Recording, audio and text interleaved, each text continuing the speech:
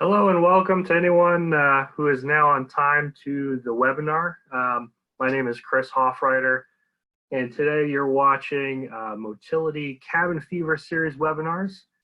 Today's subject is going to be the employee module, how to set up new employees in the system, and we're also going to touch on some of the functionality within that employee module, including the pick lists down at the bottom, how those work, and a few other things as well, mechanic hourly information. So we're going to dive into that at about 5 minutes after 1 p.m. East Coast time. So just bear with us. Anyone who's in the meeting right now is currently on time. We're going to be getting started about 5 minutes after. Just so you know, there is a Q&A section of this meeting. So you are able to post questions there. For the attendees that I do see, we've got 7 people in the meeting right now. Not too many people. It's kind of a small group. If you guys are able to see me and hear me okay, just raise your hand within the meeting. Actually, if you look at the meeting, there's going to be a little hand function. All right. And I see some hands going up, so that means everything seems to be working okay. You can go ahead and lower your hand now. And yeah, if you have any questions, go ahead and post them in the Q&A section before we get started. And also as the meeting sort of continues along. So yeah, just bear with me for about 5 more minutes while we wait for the rest of the registered users get joined in for this webinar.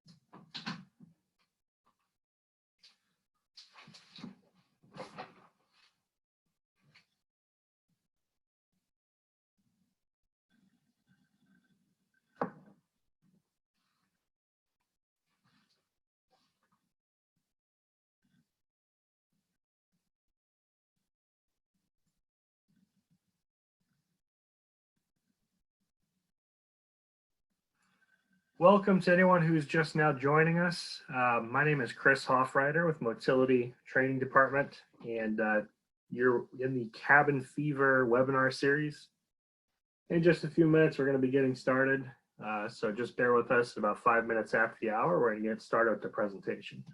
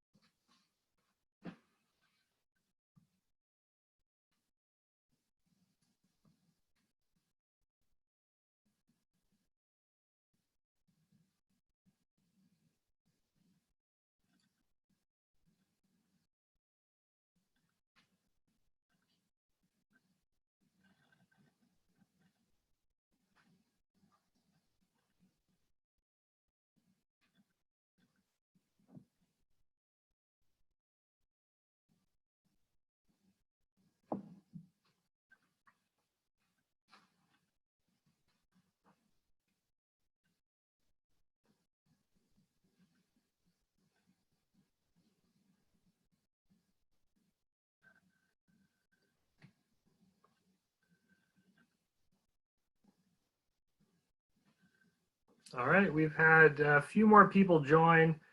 I still don't see 100% attendance yet, but what I'll be doing is sending out an email after this training is done to just to send a video to those people who weren't able to attend. We're also going to be monitoring attentiveness in the meeting, just so that if anyone falls below 80% attentiveness, I know to go ahead and email a copy of this webinar to that person. So if you would also like a copy just to share it with other employees at the dealership, feel free to send an email to support@motilitysoftware.com, and we'll be happy to respond with a little download link so that you can watch the video from the Zoom webinar. So We're going to be getting started now. Again, to anyone who's just now joining, my name is Chris Hoffreiter. I work with Motility Software in our professional services department. And today we're doing a cabin fever series of webinars. We're going to be looking at the employee module, and that's what you see on the screen here is an example of the employee setup module. So to show you how we got here in the main menu of the software, you're going to click on employee setup. And this is the section of the software where all of your coworkers and even your information, if you work for the dealership, you're going to have an employee record in here. So that's what you see on the left is going to be a list of all the employees who are currently working in the software. So it's important to come through here from time to time and clean this list out. For example, if you have an employee that was recently terminated, what you can do is click on that employee and add a terminated date at the top.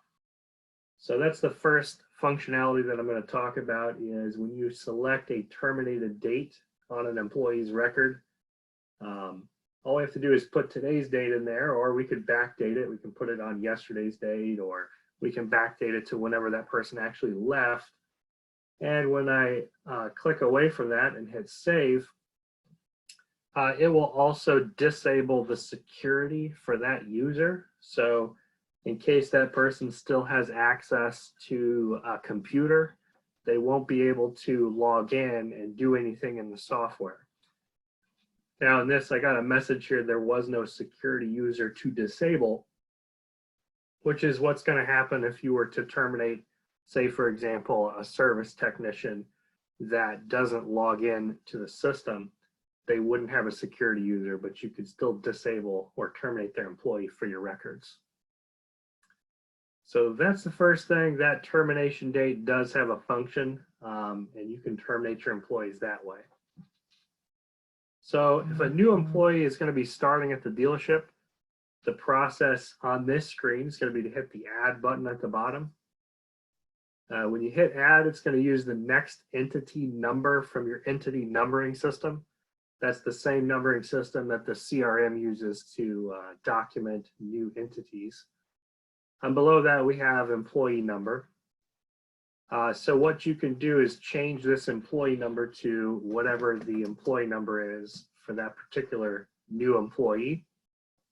And then we can fill out the basic information like last name, and first name. All right, so up here we have our hired date, which allows you again to document when this person actually didn't start working. If they're not going to start until the future, you can even future date that. But that's your hired date. Then we put in the employee's address. And we can fill out city, state, and zip. There's a shortcut here if you fill out the zip code. My phone's ringing. If you fill out the zip code, it'll automatically fill out the city and the state.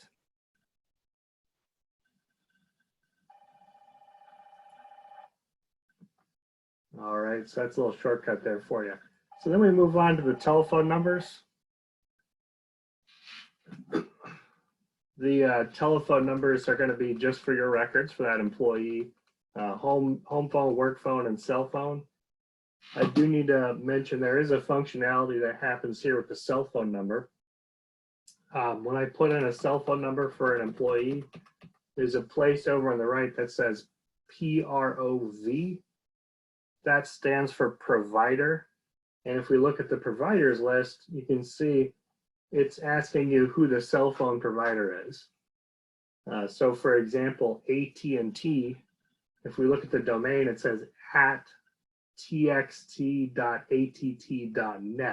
Now that's the last half of an email address. So when I pick AT&T as the provider, what that allows us to do is to send this employee a text message whenever a new prospect has been assigned to them in the CRM. So that's a functionality that we do for salespeople using the CRM in our system. We can pick who their cell phone provider is, And then we should be able to get those messages delivered to that salesperson once they get a new lead assigned.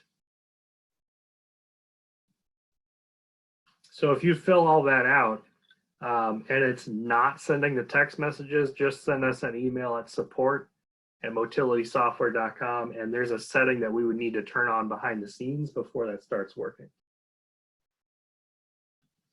Okay, so that takes care of this top section, the basic employee information. Employee number can be different than the entity number.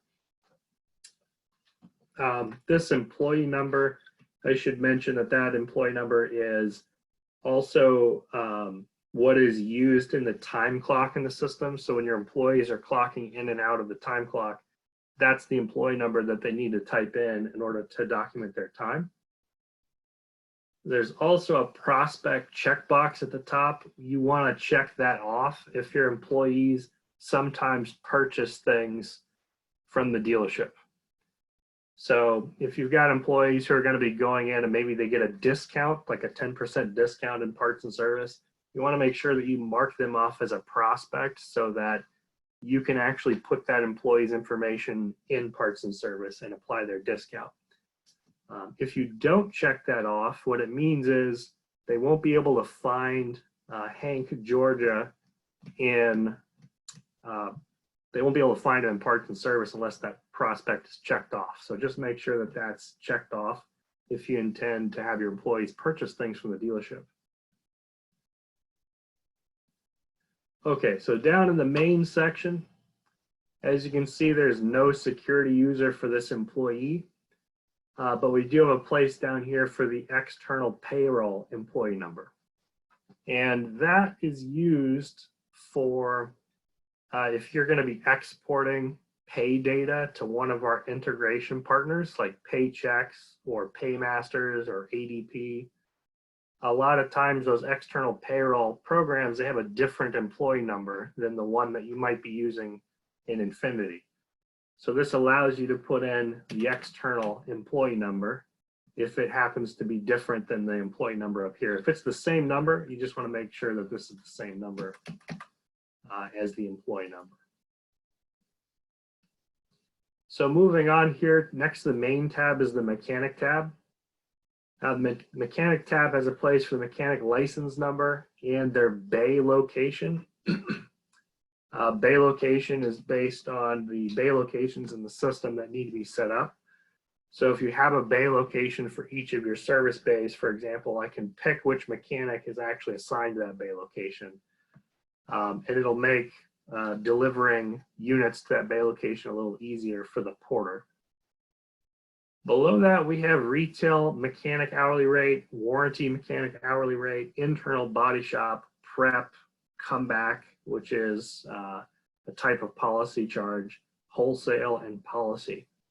So these are all your different ticket types and service, the types of work that can be placed on there. So your mechanic can have different hourly rates for different types of jobs.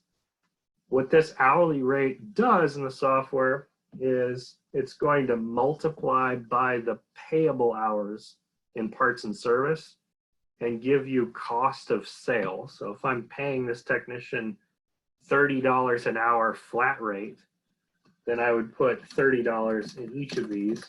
And then when let's say I bill 5 hours of retail work for this mechanic, it's going to multiply 5 times 30 and give you cost of sale on that particular job.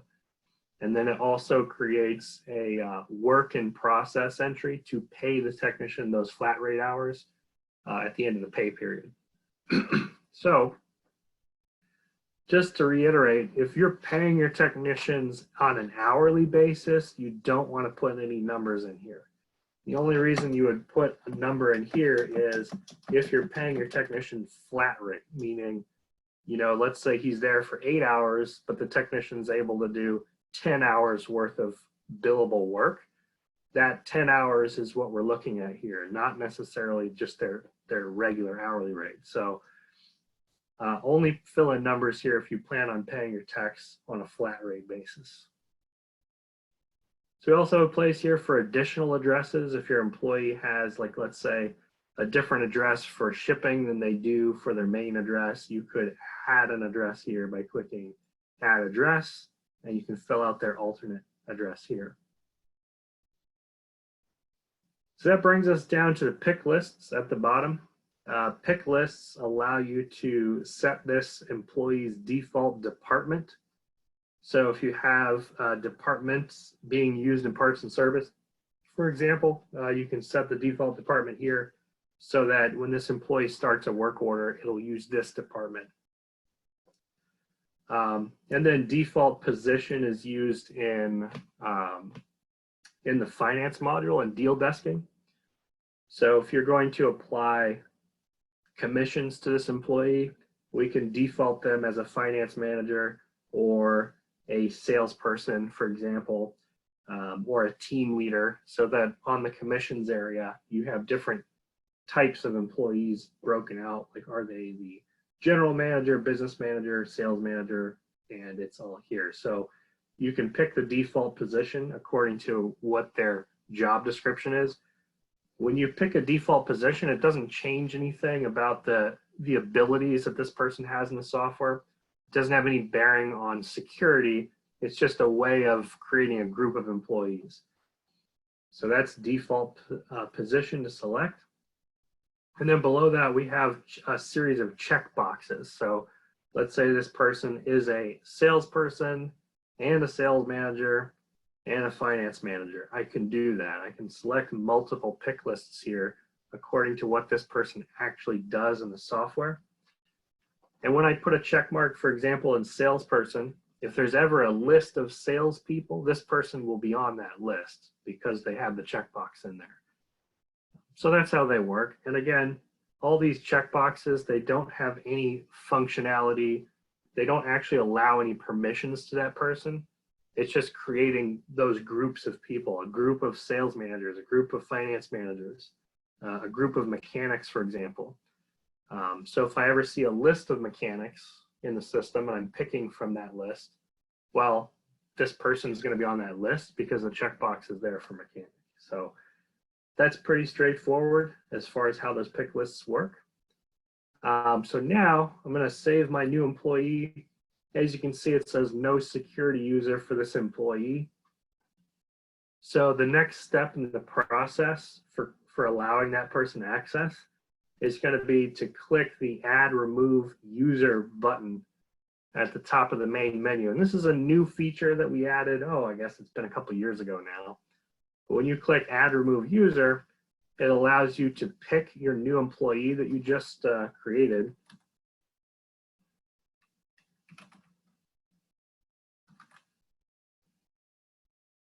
So you can pick that new employee. You can even put in what the username is going to be.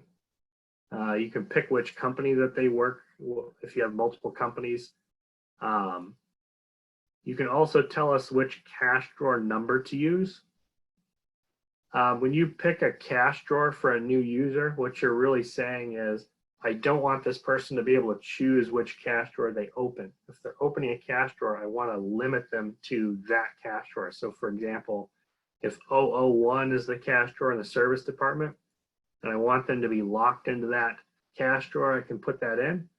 We also have cash drawer position, which allows you to organize your cash drawer. Like let's say at the service counter, you have 3 different computers that are all nearby the same cash drawer. You could say, this guy is cash drawer number 001, cash drawer position 2, and that allows you to itemize your closeout reports by cash drawer and by position. So then we have team number, and team number is pretty important. Team number determines which technicians can be seen by which service advisors. So the important thing with team number is that it pretty much has to match the company number that you're picking for your employee. So if this guy's in company 1, I want to make sure that we put him in team number 1 as well. If, for example, you're creating a new employee and you leave them in team number, because it's usually going to be team number 423. If we don't make a selection here, the team number is going to match the employee number. And what ends up happening is that person won't be able to see anyone who's not also in team number 423. So they're kind of all alone. So make sure your team number matches the company number. So that way, all the technicians that need to be seen in the service module can be seen by everyone. So we have license type, full and partial. And then we have these options here for permissions groups. So this allows you to pick which permissions this new user actually is going to have. So here's where you have to make a choice of what's the highest level of permissions this person is going to need. You can't pick multiple permissions groups here. So for example, if you have F&I manager, that's the one group that they can be a part of. We wouldn't be able to make them a cashier and F&I manager. The idea is that F&I manager already has cashier level permissions. So just pick the highest level of permissions that this person needs to be a part of. And then that actually does have an effect on what they're able to do in the system. You pick the permissions group, and this will determine what they can and cannot do. So another option for that, you can copy user permissions, and this is where you pick maybe an employee who is recently terminated or the employee who currently works at the dealership, and you want to copy those permissions onto this new user. And that's going to be convenient for you, especially if you don't use permission groups. So if you have a lot of people who are cross-trained and they all have a lot of custom permissions, you can go ahead and pick the copy user section. And then we're going to know to copy Adam Reed's permission onto Hank Georgia. And that's how we're going to do the permissions in that case. So at the bottom, we have special instructions. If you have anything else to add for this new user, you can type them in there and then click the add button at the bottom. So what that does is it actually sends an email to our support department so that we can set up the security settings according to what you picked in here. So that actually sends it out. We can also create the username and password so that that person can get access to the software. And that would be the process. So you always want to start an employee setup to create your new employees, and then send us an email with what employee number you want to create a security user for.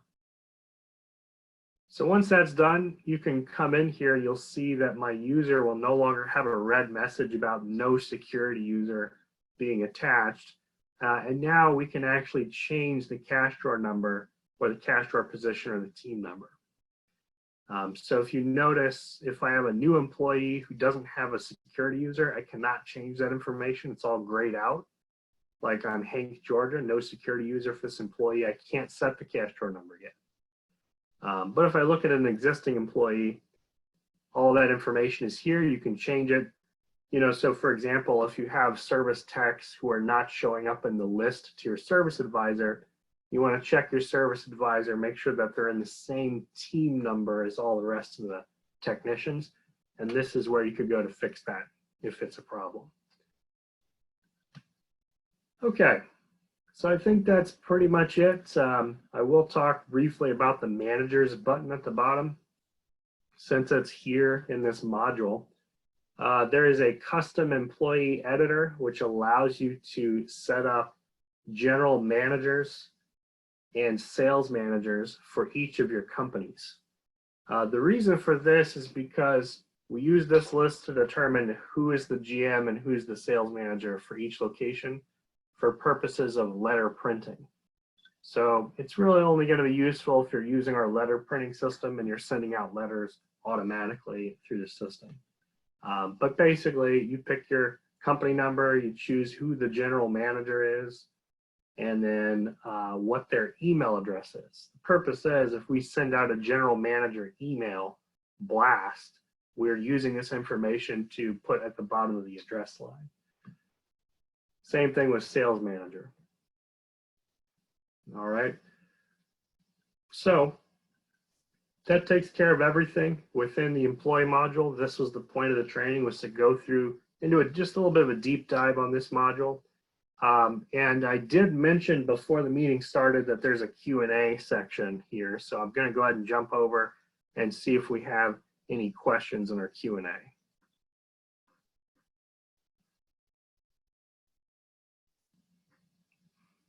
So we have a question here. Should we start with employee list or payroll?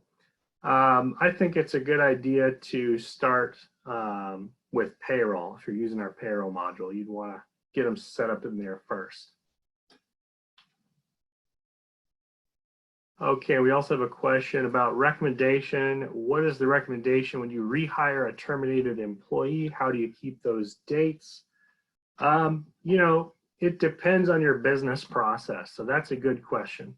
I'll say this, most companies will create a new employee number when they rehire an old employee. And what that does is it allows you to track each employment event under a different employee number. So you can see the hired date and the terminated date stay with that employee number. And when you add that person back, you would actually click the add button. The person can have the same name, you know, first name, last name, but they will have a unique entity number and unique hire dates and terminated dates. Everything else would be the same. And that's perfectly fine. However, I've got some dealerships that they don't really care to maintain that information. So when an old employee is rehired, they'll just jump back into the same entity that they had before and just remove the terminated date. If you remove a terminated date, that does actually remove the termination, but you may have to send an email to support to reactivate the user account as well. If it's already been deleted, there may be an additional step after you delete the terminated date. But yeah, different businesses seem to have different requirements for that. If I'm training you, I think it's a good idea to just make a new employee number for each rehire, because that way you maintain the best data integrity in looking back. So if there's ever any question, okay, how long did this person work here? I'm just going to maximize this real quick, and we're going to spread out the list on the left. So there's a terminated column here where it says no. These are all the unterminated employees. So if I remove the word no from the yellow filter bar, just backspace over that, now we're seeing a mix of terminated and unterminated employees. So if I click on one of my yes employees here, these are the people who have a terminated date. So they always show up. They don't just disappear completely. You can always go back and see what your hired date was, what your terminated date was. So that's an important thing to be aware of. Just remove the filter for terminated and you're good to go. A few other cool functions in here. While I've got you, we still have a couple of minutes left. You can use the search window down here to look for subsets of employees. I use this occasionally. So for example, if I want to see all my mechanics, I could come in here to employee search and change mechanic to yes, and then hit list. And this is going to generate a list on the right of everyone who has a checkbox that mechanic pick list. So then I can double click on my employee. If I click the list button again, it gets me back to that search results screen where all my mechanics are listed. So I can pick the next one from the list, for example. So search functionality is pretty good. You can also search for terminated employees. You can search by team member, as well as a few other things here too. So that's about it for the employee module. I think we've gotten into pretty good detail, and we've got your questions answered as well. So thank you for your attentiveness in the meeting. Again, my name is Chris Hoffreiter, and this is the Cabin Fever webinar series. Hope you guys have a great rest of the day. And again, shoot an email to support@motilitysoftware.com if you have any other questions.